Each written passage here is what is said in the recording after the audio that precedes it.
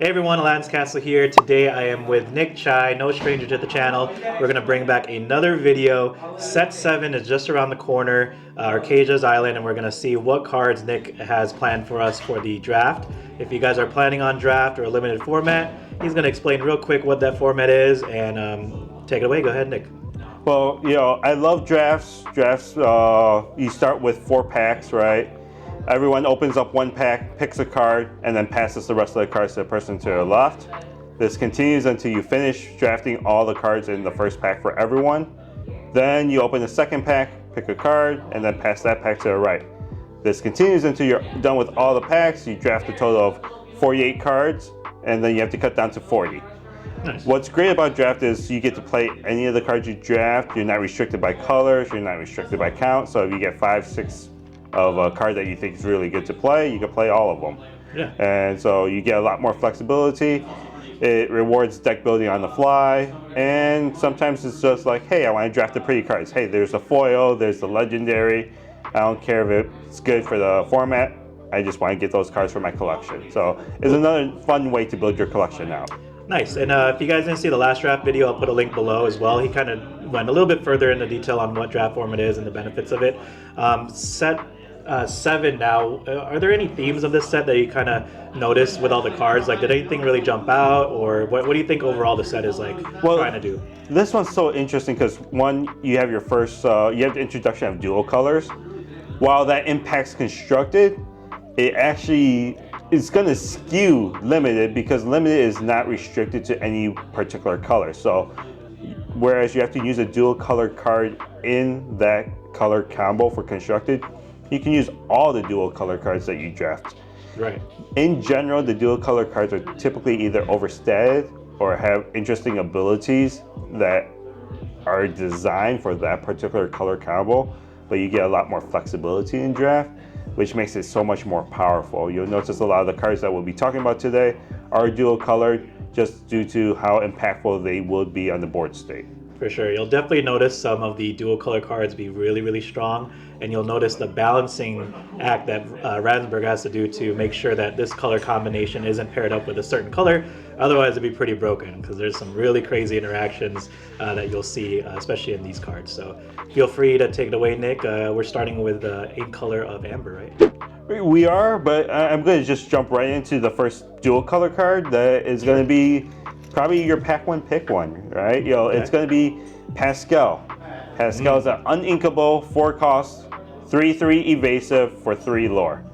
If anyone played draft or limited during set 2, where Ray was very oppressive, this is going to be very familiar. Right. What is worse is, unlike set 2, you have limited options for evasive removal in this. The number 1 that you'll probably want is Helga Sinclair. She's an uninkable 2 cost, 0/4 challenger +3, and she gains evasive on her turn. Right. Or you use another dual card, color card that probably could be a pack 1 pick 1 is Fidget. And he is a 4 inkable, 2/3 evasive, 2 lore. But when he quests, he gives another character evasive. So something that can help counter Pascal. And then another option would be Emerald Coil. It's an item, it's an uninkable item, 3 cost item. I think it'll probably be clunky. It's not going to be as easy to use as Longboat last set, right? Or even Pixie Dust. But whenever you ink a card, you could give a character evasive. So those are some of the tools you might have to deal with Pascal. But overall, not too many options to deal with evasive in this set. Yeah, and the other problem is there's just very little limited removal in this set, which is why the other potential pack 1 pick Snow White is going to be super oppressive. She's inkable, 4 cost, 2/2 stat body, 2 lore. Yep. She cannot be challenged. Crazy. So aside from out of order, which if you get all the way up to 7 to play, and maybe some bounce effects, there's very little you can do with her. One of the cards that I was targeting is probably Panic. Panic is a mini bell, 4 cost, inkable, I believe 2/3 body, 2 lore. When he comes into play, he can move 2 damage counters from chosen character to chosen opposing character, Sure. right? Yeah, that'll take her out. Yep. But it requires having 2 damage somewhere on the board. Okay. So not that many options for removal. You're going to see a lot of challenging as your primary option, but more so during this set. One of the few things that pings for damage is Double Trouble, where you can hit up to 2 different characters for 1 damage, yeah. right? Steel card, right? Steel card. And Bagheera, but if you have a Bagheera is going to be a pack 1 pick 1 also. Right. But they'll probably try to avoid and probably race instead. Sure. Bagheera does quest for 2. It's an inkable 5 cost, 4/3 body, 2 lore with bodyguard. When it dies on your opponent's turn, so when it's banished on the opponent's turn, it deals 2 damage to all of the opposing characters. Super good on the play, protect your aggro board, and yeah, you'll most likely win if you're able to pull off that Bagheera. Yep. The next up is dual color Sapphire Amethyst card, Sven. Inkable 5 cost, 2/6 body with Rush. Nice. And on when it enters play, gives target character -3. So huge card that could turn the board state around really quickly. It's funny that it feels like a worse Elsa because it can't exert stuff, right? Right. But it's limited to 2 colors, color combos, whereas Elsa's could be played in any purple deck, right? Sure. So in limited though, Sven's right up there, right? He's one of those cards that if you see it, you'll probably pick it. I'd probably still take Pascal over him because I'd rather have the 3/3 evasive. Right. But the -3 is strong, protects your own character from dying too. So yeah, it's great for board control. Yeah. Mad Hatter is a nice card. It's a green ruby card. 5 cost inkable. Body I think is 3/5 for 2 lore, but the main thing is whenever a damaged character challenges, you can draw a card. In limited formats, card draw is so key, right? You're either gonna have to go aggro and go quick, but most players tend to run out of gas, so you want cards that gain value.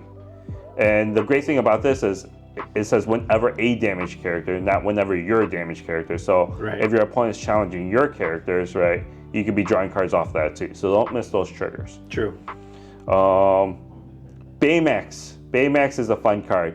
It's a blue-green card, uninkable, 6, 5/5 body, 2 lore.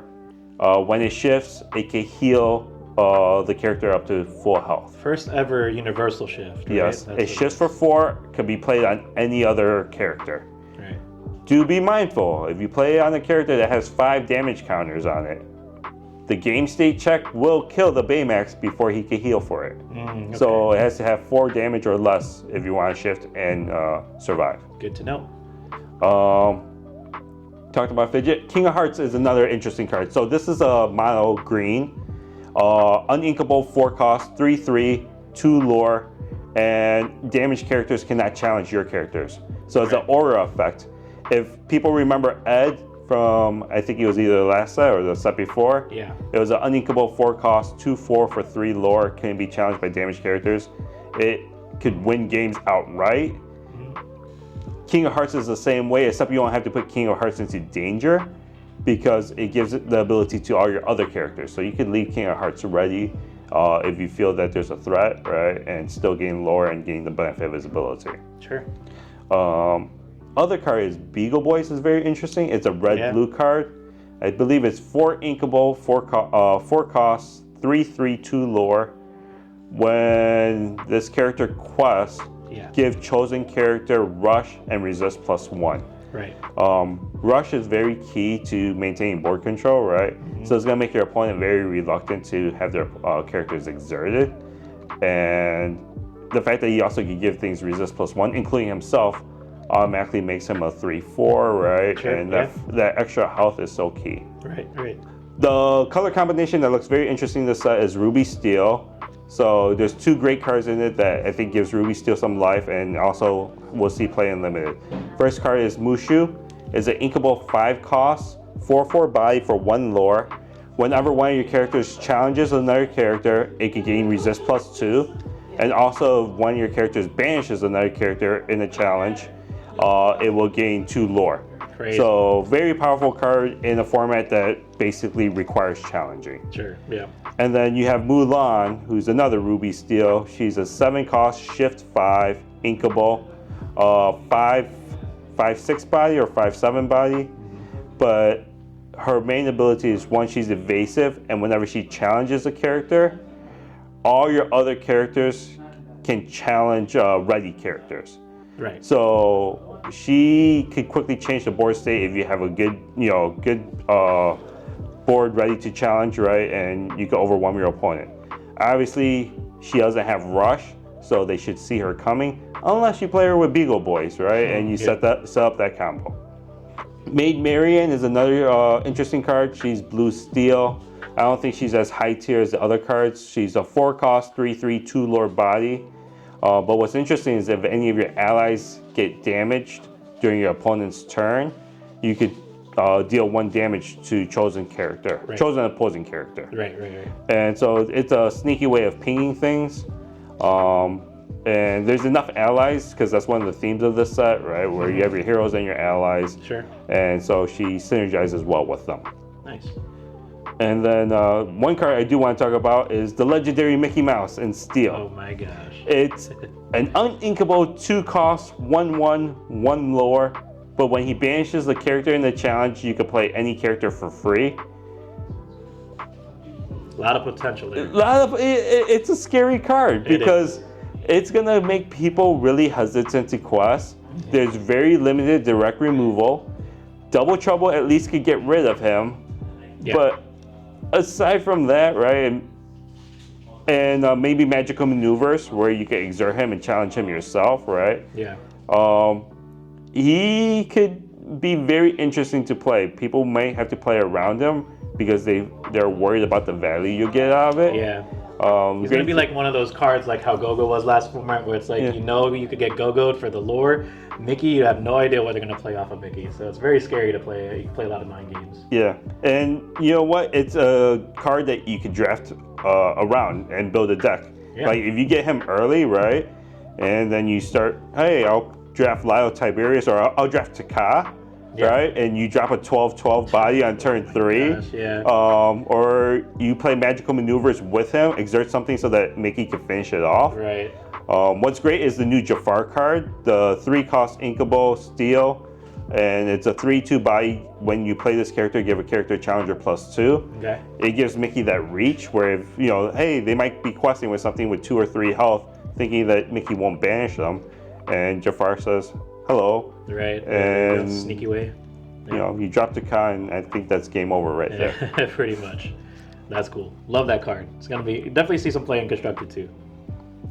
But yeah, so I think those are the cards who high on my list, right? There's definitely other cards in that tier A, that second tier list that are just as strong, but these are potential candidates for pack one, pick one. Maid Marian probably drops a little bit in comparison to the rest of the cards. Okay. But definitely gotta be careful of evasives. Every single set, that's one of the main things to build around. People are gonna ask, hey, where's Shere Khan? Shere Khan's gonna be very interesting, right? That's an uninkable 4-cost, 4/4 body, 4-lore, with the side effect of having to discard your whole hand. Right. In limited, you do get to top decking pretty early. And since there's limited removal, probably guarantee you get 1 quest off with him, 4/4 body. And so, he's a great finisher. Yeah. If you top deck into a bodyguard after you play him, right, that could be very dangerous. But very high rolly. But it's high rolly, right? Like you end up discarding your whole hand. But if you build around him and build low to the ground, sure, it's a very scary card. So. Awesome. Definitely some interesting cards out there. Pascal gotta be worried about. Fidget gotta be worried about, right? Limited abilities to give your characters evasive, so that's always gonna be a fight. Maybe that new Moana, the 4-cost 4/3 with evasive, is one of those early picks just to make sure that you deal with these characters. So Well, yeah, it's gonna be really fun. I love new sets coming out. If you guys ever pull off the Mickey and Taka in there, definitely let me know in the comments. I'll personally let Nick know so that he can make it an option for his draft events to do the same thing. So it's gonna be a lot of fun. Thank you, Nick, for your insight and everything, and I hope everybody learned a couple things here or there. Getting prepared for the Set 7, which will release March 7th at local stores. Good luck to everybody. Thank you, everybody, for watching. Rate, comment, subscribe. I'm on my way to 1,000 subs. Let's make it. Thanks again, Nick. We'll see you next time.